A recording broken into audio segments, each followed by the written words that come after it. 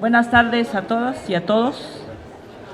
A los medios de comunicación, muchas gracias por acompañarnos en esta conferencia de prensa. Gracias a mis compañeros diputados del Grupo Parlamentario de Encuentro Social y los dirigentes de comercio en la vía pública que el día de hoy nos acompañan para dar esta conferencia.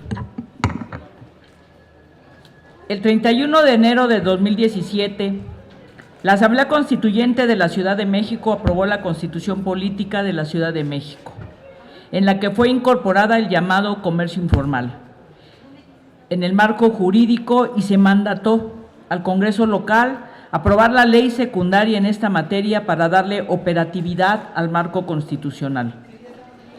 Gracias a la Ley de Participación Ciudadana Local, se contempló el acceso de la sociedad a la democracia directa mediante la iniciativa ciudadana, la cual fue ejercida exitosamente en el mes de septiembre para presentar proyectos de ley que quieren contribuir a solucionar la problemática que existe en el comercio en el espacio público. El día de ayer, miércoles 4 de diciembre, el Consejo General del Instituto Electoral Ciudad de México, en sesión ordinaria, aprobó en sentido positivo el dictamen correspondiente a la validación de firmas que presentó el Consejo Promotor para acompañar la iniciativa de ley ciudadana que regule a los trabajadores no asalariados, a los prestadores de servicio por cuenta propia, a los comerciantes de la vía y espacios públicos, incluyendo a los locatarios de los mercados públicos. Con ese dictamen en sentido positivo, se le dio a la iniciativa en mención el carácter ciudadano para que sea analizada en el Congreso de la Ciudad de México y dar cumplimiento al mandato constitucional para la expedición de la ley secundaria en materia de comercio en el espacio público. Cabe destacar que este ejercicio es un gran esfuerzo ciudadano para incidir en las decisiones de gobierno y legislativas. El Instituto Electoral de la Ciudad de México llevó a cabo la revisión con los estándares más altos de certeza, legalidad y transparencia, además de atender los estrictos protocolos de seguridad. El esfuerzo que realizó el Consejo Promotor da muestra del interés de la sociedad por participar de manera activa en este tipo de ejercicio de democracia para darle vida al fenómeno laboral en nuestra ciudad. Este es el principio de una ardua tarea que se habrá de emprender para transitar la formalización del comercio en el espacio público y dejar de criminalizar esta actividad, en la que se encuentran inmiscuidos más de 30 millones de personas que salen día a día a ganarse el sustento para sus familias de manera honesta. Desafortunadamente, este tema no ha sido tratado de forma integral y con perspectiva social por los gobiernos o parlamentos de nuestro país. Por lo regular, las políticas y programas se han limitado a la inclusión al sistema tributario y pago de tarifas, así como a programas de desalojo o reubicación, sin ir más allá del problema que es el lado social. Es preciso entender que el problema no va por ahí, va por el lado de crear un círculo virtuoso desde la ley entre todos los actores que intervienen en el sistema productivo nacional y local, ya sea formal o ambulante, pero ya se debe terminar con la necedad del divisionismo y la marginación. El comercio en el espacio público no es un delito, sino una forma más de ganarse la vida ante la incapacidad de los gobiernos y de la iniciativa privada para generar los empleos formales que no han logrado. Sin trabajo no hay bienestar, no hay estabilidad, no hay dignificación, ni unión, ni desarrollo. Por el contrario, tiende a aumentar la pobreza, la delincuencia y el deterioro social, además de seguir hundiéndonos hacia la depresión, la desorientación y el divisionismo que tanto daño han hecho a la sociedad. Después de dar el primer paso en la Ciudad de México, ahora el sector de los trabajadores en el espacio público Hemos emprendido la tarea de realizar conversatorios en diversas entidades del país para presentar una iniciativa sólida, elaborada por los mismos actores, que recoja todas las opiniones, las necesidades y problemáticas de quienes padecen vejaciones, corrupción y prácticas desleales. Por tanto, estamos trabajando en el sentido de presentar un proyecto de decreto que cree las condiciones jurídicas mediante reformas a los artículos 5 y 123 de la Constitución Política para transitar hacia la inclusión de los trabajadores informales en procesos formales y hacerlos partícipes del desarrollo del país. Así como en el artículo 123 de la Constitución existen los apartados A y B, para los trabajadores es necesario introducir el apartado C, con todos los derechos y obligaciones que deberán regir para este sector que está conformado, como ya se mencionó, por más de 31 millones de trabajadores. Esta actividad debe ser reconocida en la Constitución Política de los Estados Unidos Mexicanos, así como en la legislación secundaria correspondiente y las legislaciones locales, ya que de esta forma se garantiza el derecho al trabajo de los millones de personas que venden productos y servicios lícitos en la calle. Ya no podemos darnos el lujo de tener desperdiciada la fuerza laboral de nadie y menos dejar que carguen con la losa de pagar impuestos solo más de 21 millones de personas, quienes sí gozan por lo menos de las garantías sociales establecidas en un marco jurídico limitado. Los trabajadores en el espacio público terminan pagando por permisos, corrupción o cuotas más de lo que se paga de lo que pueden pagar de impuestos un trabajador formal, sin seguridad social incluida y otras prestaciones. Muchas gracias por acompañarnos. Si tienen algunas preguntas. Hay una de Juan Hernández en directo. Diputada, buenas tardes.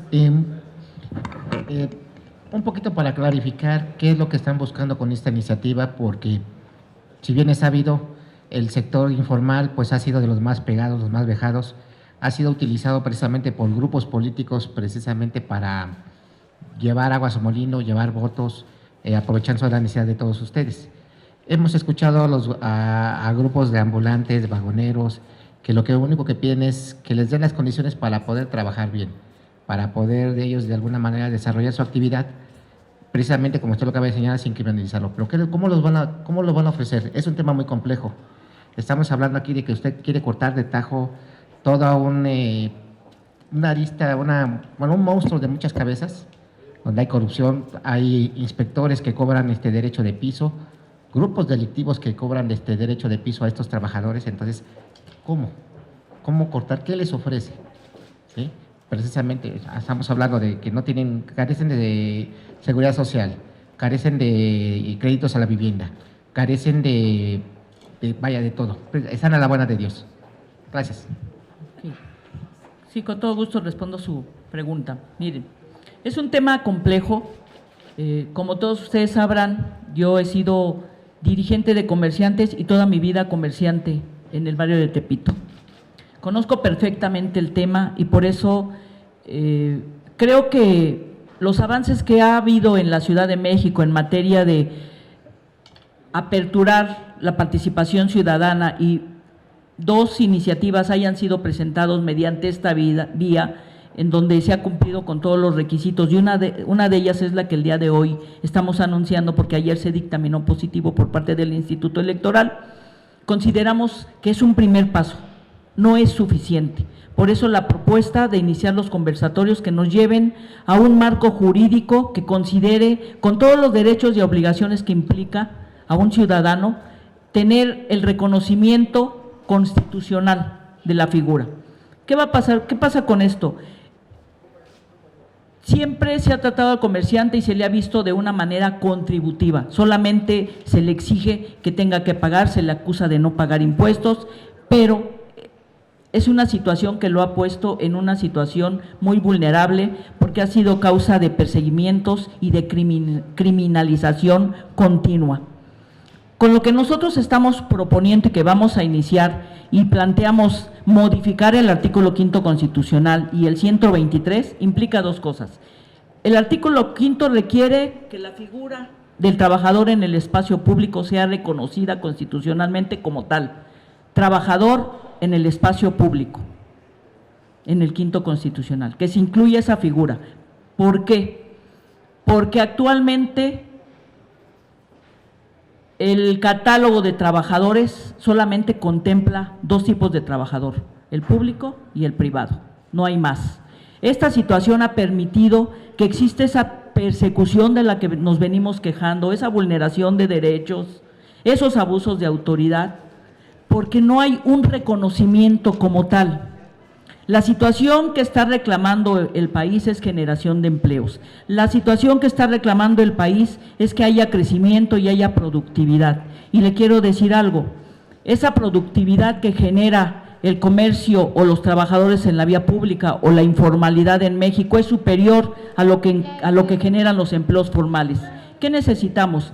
Que esas cifras que no se están contando se sumen a la productividad oficial y se contemplen. Si nosotros logramos esto, el crecimiento del país va a lograr las expectativas que se están planteando, que está planteando el presidente. ¿Ok? En cuanto a la modificación al artículo 123, planteamos el apartado C, porque es el que nosotros estamos planteando, que es el que regule todos este tipo de actividades. Evidentemente, esto tiende a generar derechos, pero también genera obligaciones y al mismo tiempo sanciones a quienes no lo cumplan. No se trata de generar anarquía, se trata de ponerle orden a una situación que existe y que hemos hecho oídos y hemos cerrado los ojos ante esta situación.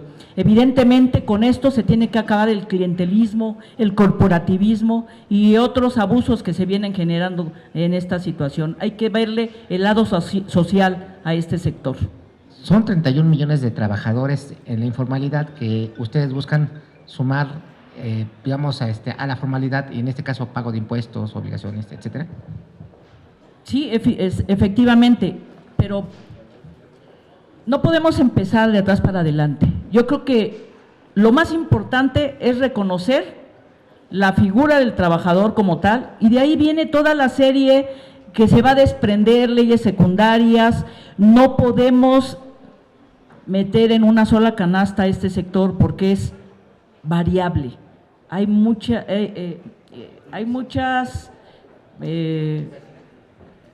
facetas de este sector. O sea, tenemos comercio establecido, comercio semiestablecido, romerías, concentraciones, bodegueros, boleros, vagoneros, una inmensidad de figuras que se encuentran en este sector que hay que ir regulando.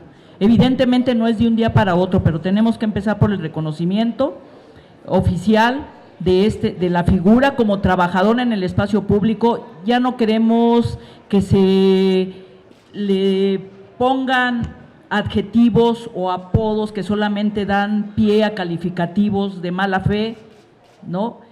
Y queremos ser parte de la cartera de trabajadores que existe. Por eso debemos de considerarnos trabajadores en el espacio público. No somos subempleados, somos trabajadores. Ustedes se preguntarán, ¿cómo vamos a cubrir las necesidades que requerimos si necesitamos también certeza social? Es muy sencillo, nosotros mismos somos autosustentables y nosotros mismos podemos generar y pagar nuestras propias obligaciones fiscales, porque somos autoempleados. No nos conviene pagar un seguro facultativo, preferimos nosotros mismos emplear y autoemplear a nuestras propias familias, porque esta es una empresa familiar. Casi esto debe de ser considerado como empresas familiares, porque aquí es donde nos aglutinamos y requerimos darle un impulso al trabajo formal. Transitar de la informalidad a la formalidad es un reto y creo que es el momento de lograrlo. Siguiente pregunta es de Alfredo Flores de News México. Buenos días a todas, todos. Antes Salinas fue el que empezó a hacer los censos económicos en el sentido de que los incluyeron en esos censos a esta población de trabajadores. Fox los quitó porque empezó a haber un crecimiento constante y hasta la fecha pues ha seguido el crecimiento de esta población porque de la economía, vamos a llamar la industria, ya ha estado, la automatización ha estado dejando mucha gente en la calle, etcétera, etcétera. La pregunta es, ¿esto ha sido botín político de los tres partidos? PRI en su momento, PRD en su momento, ahora Morena, porque las cuotas no van para el gobierno de la Ciudad de México, básicamente es donde se concentra la mayor parte de este segmento, todo se va para los delegados o alcaldes, se distribuye al jefe de gobierno o jefa de gobierno. Con esto con este beneficio que está usted buscando, ¿ya se podía dejar de que ellos, estas personas, realmente ya dejen de ser ese botín político y de que las cuotas que cobran van para los bolsillos de unos políticos y no para el beneficio de la sociedad y menos para el beneficio de ellos? Esa sería la primera pregunta. La segunda, con este beneficio, pues ya podían ustedes, si el SAT les va a empezar a cobrar una cuota pensando en esto, pues también que en automático les den el seguro social y guarderías, porque yo he visto y todos nos consta que luego no pueden ir a la escuela los niños o los nietos de estas personas y están jugando en la vía pública. Sobre todo me dan miedo los que están ahí en el centro por tanta vialidad que hay y ahí están los niños jugando, los más pequeños, los que son de guardería. Con esto se lograría y sobre todo, cree que Morena, que antes era el PRD, ahora son morenos, les va a dar chance de perder ese dinero que no se fiscaliza y que cae a los bolsillos de las campañas políticas de uno que se dice incorruptible hoy. Gracias. Bueno, primero que nada, evidentemente que conocemos perfectamente el tema y lo estamos planteando precisamente con la finalidad de que se termine con el corporativismo político, con ese botín político del que siempre se ha hablado y del que siempre, pues de una o de otra forma, a nosotros mismos se nos ha cuestionado, ¿no? Desde el momento en que estamos planteando una regularización, termina con muchos vicios, con la corrupción, y uno de nuestros fines es combatir la corrupción. Y si esta se ha convertido, como usted bien lo ha dicho, y muchos medios de comunicación, en la caja chica de muchos gobiernos, de muchos partidos políticos, pues es el momento de terminarlo. No podemos jugar con un doble discurso. Si aquí hay corrupción, debemos de combatirla y solamente lo vamos a poder lograr con la regularización, con un marco jurídico que nos dé certeza y que le dé certeza a toda la gente que se dedica a esta actividad. ¿Ya hablaron con Morena? ¿Morena va a apoyar esta iniciativa? Hemos venido platicando con varios diputados de manera aislada, de manera personal, y coinciden en que este es un tema interesante en donde ya debe de existir una voluntad de una regularización. Yo espero que podamos sumar esfuerzos y podamos juntos llegar a esta meta. Nosotros tenemos planteado ingresar este proyecto ya de ley para su dictaminación en el mes de febrero del año 2020.